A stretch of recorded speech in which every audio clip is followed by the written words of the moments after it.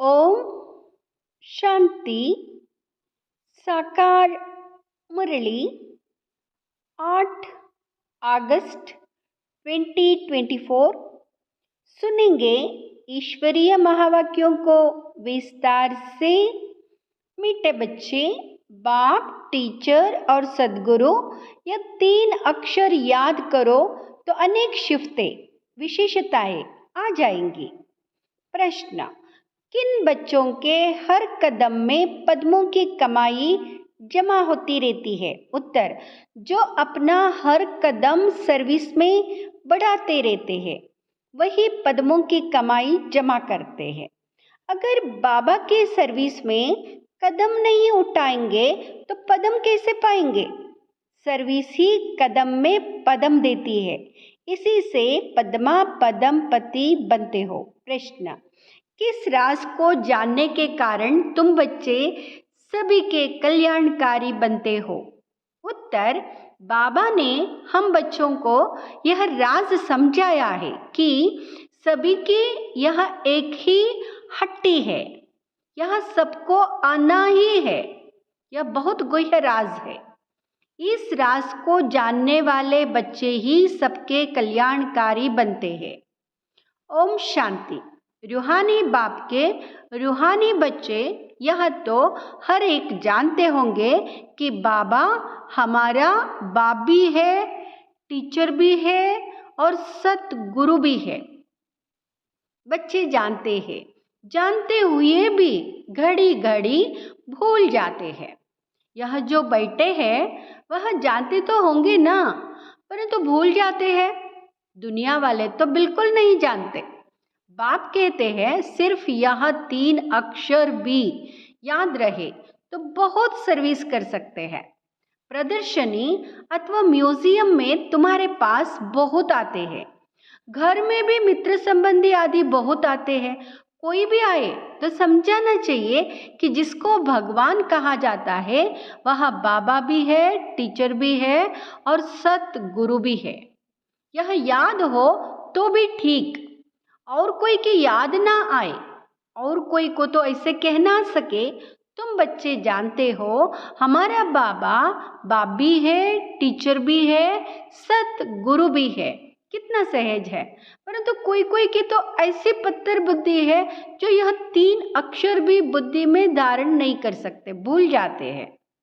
बाबा हमको मनुष्य से देवता बनाते हैं क्योंकि बेहद का बाप है ना, बेहद का बाप है तो जरूर बेहद का वर्षा ही देंगे। बेहद का वर्षा है देवताओं के पास। इतना सिर्फ याद करें तो घर में भी बहुत सर्विस कर सकते हैं, परंतु यहाँ भी भूल जाने के कारण किसको पता नहीं सकते। घड़ी घड़ी भूल जाते हैं क्योंकि सारे कल्प के भूले हुए हैं। अब बाप बैठ समझाते हैं। वास्तव में यह ज्ञान बहुत सिंपल है, बाकी याद की यात्रा से संपूर्ण बनना है, इसमें मेहनत है। बाबा हमारा बाप भी है, शिक्षा भी देते हैं, वर्षा भी देते हैं, पवित्र भी बनाते हैं क्योंकि पतित पावन बाप है। सिर्फ कहते हैं कि सबको यही कहो कि मुझे याद करो।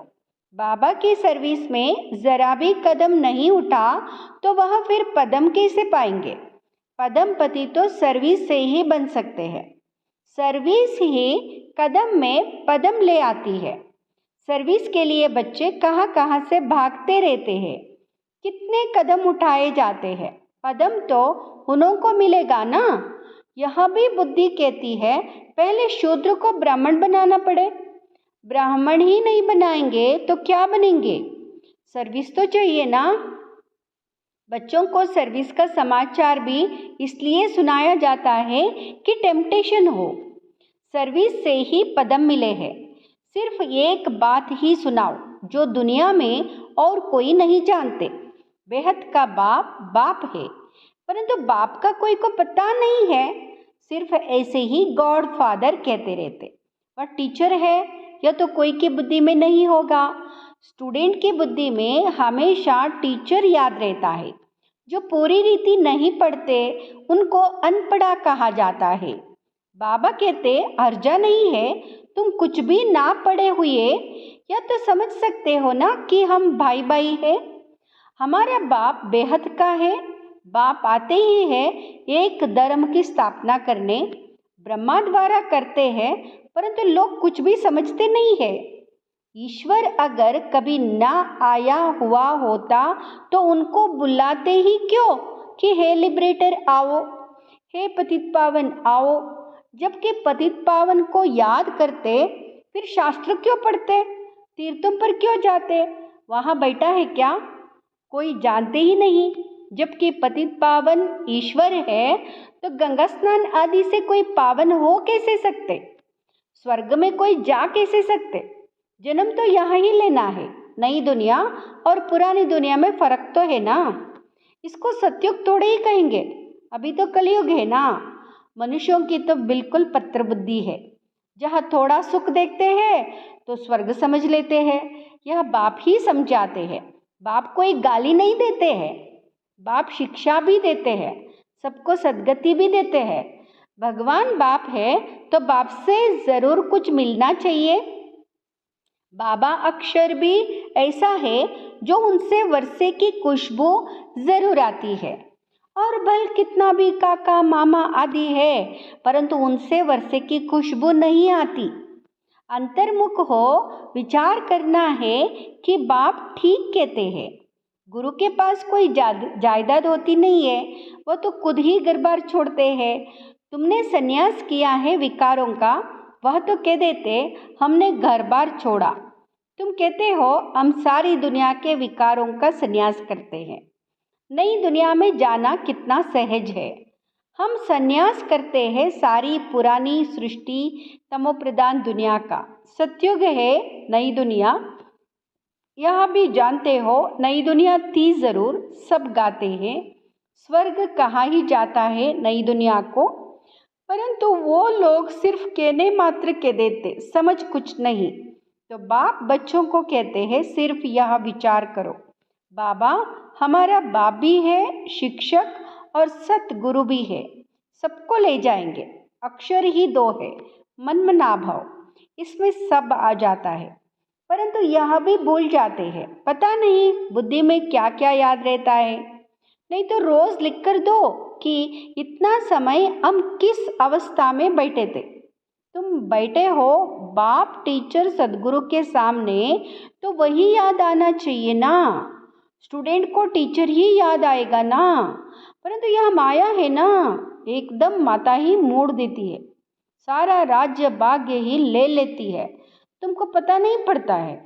आए तो थे वर्षा लेने, परंतु मिलता कुछ भी नहीं। ऐसे ही कहेंगे ना, बल स्वर्ग में तो चलेंगे, परंतु वहाँ कोई बड़ी बात थोड़ी ही है। यहाँ आए बल परंतु पढ़े नहीं, फिर स्वर्ग में तो जाएंगे ना।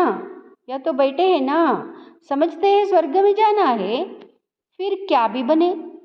वो तो पढ़ाई नहीं हुई ना, थोड़ा भी सुना तो उसका फल मिल जाता है।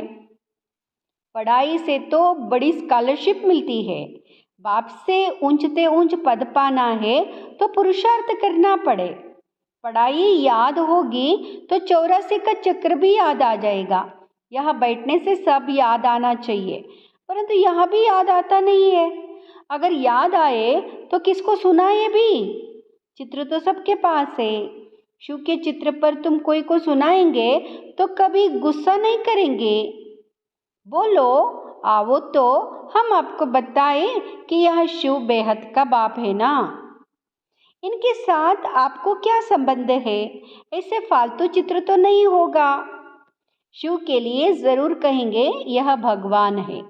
भगवान तो निराकार ही होता है, उनको बाप कहा जाता है। वह शिक्षा भी देते हैं। तुम्हारी आत्मा शिक्षा लेती है, आत्मा ही सब कुछ करती है। टीचर भी आत्मा बनती है। बाप भी इस रथ पर आकर पढ़ाते हैं, सत्य की स्थापना करते हैं। वह कलयुग का नाम निशान ही नहीं। मनुष्य कहाँ से आएंगे? सर्विसेबल बच्चों को सारा दिन ख्याल चलते रहते, सर्विस नहीं करते तो समझा जाता है बुद्धि ही नहीं चलती। जैसे बुद्धू बैठे हैं, बाप को समझ नहीं सकते। पतित पावन बाप को याद करने से ही वर्षा मिलेगा।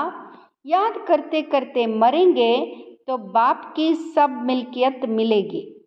बेहद के बाप की मिल्कियत है स्वर्ग। बेहद के बाप की मिल्कियत है स्वर्ग। बच्चों के पास बैज भी है। घर में मित्र संबंधी आदि तो बहुत आते हैं। कोई मरता है तो भी बहुत आते हैं। उनकी भी तुम बहुत अच्छी सर्विस कर सकते हो। शिव बाबा का चित्र तो बहुत अच्छा है। बल बड़ा ही रख दो, इसमें कोई कुछ कहेंगे नहीं। ऐसे नहीं कहेंगे कि यह ब्रह्मा है, यह है गुप्त। तुम गुप्त भी समझा सकते हो। सिर्फ शिव का चित्र रखो और सब चित्र उठा दो। यह शिव बाबा बाप टीचर सदगुरु है। यह आते हैं नई दुनिया की स्थापना करने और संगम पर ही आते हैं। यह ज्ञान तो बुद्धि में है ना। बोलो शिव बाबा को याद करो और किसी को याद नहीं करो। शिव बाबा पतित पावन है, वह कहते मुझे याद करो तो तुम मेरे साथ आकर मिलेंगे। तुम गुप्त सर्विस कर सकते हो। यह लक्ष्मी नारायण इस नॉलेज से ही बने हैं। कहेंगे शिव बाबा निराकार है, वह कैसे आते हैं? अरे तुम्हारी आत्मा भी तो निराकार है, वह कैसे आती है? वह भी ऊपर से आती है ना पाठ बुझाने। यह भी बाप आकर समझाते हैं। बेल पर तो आ ना सके, बोलेगा कैसे? साधारण बूढ़े तन में आते हैं। समझाने की भी बड़ी युक्ति चाहिए। कोई कहते तुम भक्ति नहीं करते हो। बोलो हम तो सब कुछ करते हैं। युक्ति से चलना होता है। किसको उठाने लिए सोचना चाहिए क्या युक्ति रचे। कोई को नाराज भी नहीं करना है। गृहस्थ व्यवहार में रहते सिर्फ पवित्र रहना है। तुम कहते हो बाबा सर्विस नहीं मिलती है। अरे सर्विस तो बहुत कर सकते हो। गंगा जी पर जाकर बैठ जाओ। बोलो यह पानी में स्नान करने से क्या होगा? क्या पावन बन जाएंगे? तुम तो भगवान को कहते हो हे पतित पावन आओ, आकर पावन बनाओ। फिर वह पतित पावन है या यहाँ? ऐसी नदियाँ तो ढेर है। बाप पतित पावन तो एक ही है, या पानी की नदियाँ तो सदैव है ही। बाप को तो पावन बनाने के लिए आना पड़ता है। आते भी है पुरुषोत्तम संगम युग पर, आकर पावन बनाते हैं। वह कोई पतित होता नहीं। नाम ही है स्वर्ग नई दुनिया। अभी तो है पुरानी दुनिया। इस संगम युग का तुमको ही पता है और कोई समझ ना सके। बाप तो अनेक प्रकार की सर्विस की युक्तियाँ समझाते हैं। बुद्धू भी ना बनो। कहते अमरनाथ पर भी कबूतर होते हैं, पिजन पैगाम पहुंचाते हैं। ऐसे नहीं परमात्मा का पैगाम ऊपर से कबूतर लाएंगे। यह भी सिखलाते हैं। उनके पाँव में लिखकर बांधेंगे तो ले जाएगा। उनको सहज रीति दाना मिलता है तो और कहाँ भटकने की दरकार नहीं। तुमको भी यहाँ दाना मिलता है। तुम्हारी बुद्धि में है विश्व की बादशाही जो यहाँ से मिलती है। वह फिर समझते हैं दाना यहाँ मिलता है तो फिर हिर जाते हैं। तुम तो चैतन्य हो, तुमको अविनाशी ज्ञान रत्नों का दाना मिलता है। शास्त्रों में भी है चिड़ियाओं ने सागर को सुखाया। बहुत कथाएं लिख दी है। मनुष्य कहेंगे सत्य। फिर कहते सागर से देवता निकले, रत्नों की थालियां भरकर ले आएंगे। कहेंगे सत्य। अब समुद्र से देवता कैसे निकलेंगे? समुद्र में मनुष्य व देवता रहते हैं क्या? कुछ भी समझते नहीं। जन्म जन्मांतर झूठ ही पढ़ते सुनते रहते हैं। इसलिए कहते झूठी माया, झूठी काया, झूठा सारा संसार। सच्चे और झूठे संसार में कितना रात दिन का फर्क है। झूठ बोलते बोलते इंसॉल्वेंट बन पड़े हैं। तुम कितना युक्ति से समझाते हो, फिर भी कोर्टों में कोई कोई बुद्धि में बैठता है। यह है बहुत सहज ज्ञान और सहज योग। बाप टीचर सदगुरु को याद करने से उनकी शिफ्तें भी बुद्धि में आ जाएंगी। अपनी जांच करनी चाहिए। हम सब बाबा को याद करते हैं, वह और तरफ बुद्धि जाती है। तुम्हारी बुद्धि को अभी समझ मिलती है। कितनी मीठी मीठी बातें बाप समझाते, युक्तियाँ बताते। तुम कोई को बैठकर समझाएंगे फिर तुम्हारे दुश्मन भी नहीं बनेंगे। शिवबाबा ही तुम्हारा बाप, टीचर, सदगुरु है, उनको याद करो। समझने की युक्ति रचनी चाहिए। ब्रह्मा के चित्र पर बहुत पीछे पड़ते हैं। शिव का चित्र देख कभी उड़ाएंगे नहीं। अरे यह तो आत्माओं का बाप है ना, तो बाप को याद करो। इनसे बहुतों को फायदा हो सकता है। इनको याद करने से तुम पतित से पावन बन जाएंगे। वह सबका बाप है। एक बाप के सिवाय कोई की याद नहीं आनी चाहिए और संग तोड़ एक संग जोड़ना है।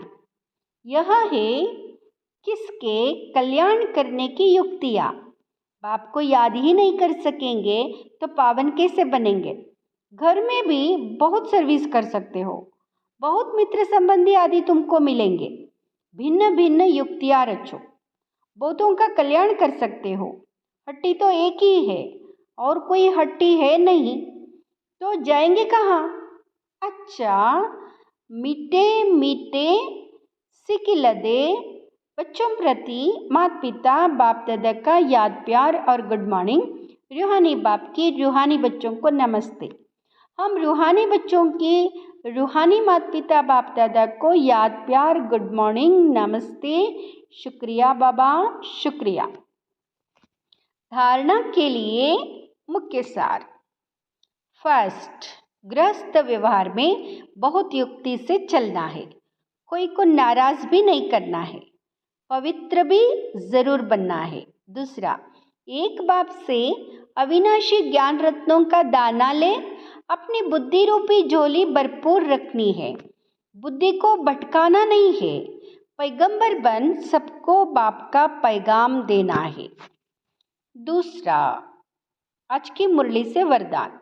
बेहद की वैराग्य वृत्ति द्वारा सर्व लगावन से मुक्त रहने वाले सच्चे राजऋषि भाव। बेहद की वैराग्य वृत्ति द्वारा सर्व लगावन से मुक्त रहने वाले सच्चे राजऋषि भाव। राजऋषि अर्थात एक तरफ राज्य, दूसरे तरफ ऋषि अर्थात बेहद के वैरागी। अगर कहाँ भी, चाहे अपने मन में, चाहे व्यक्ति में, चाहे वस्तु में, कहाँ भी लगाव है तो राजऋषि नहीं। जिसका संकल्प मात्र भी थोड़ा लगाव है, उसके दो नाव में पाव हुए, फिर ना यहाँ के रहेंगे ना वहाँ के। इसलिए राजऋषि बनो, बेहद के वैरागी बनो, अर्थात एक बाप दूसरा ना कोई। यह पाठ पक्का करो। स्लोगन। क्रोध अग्नि रूप है जो खुद को भी जलाता और दूसरों को भी जला देता है। क्रोध अग्नि रूप है जो खुद को भी जलाता और दूसरों को भी जला देता है। ओम शांति।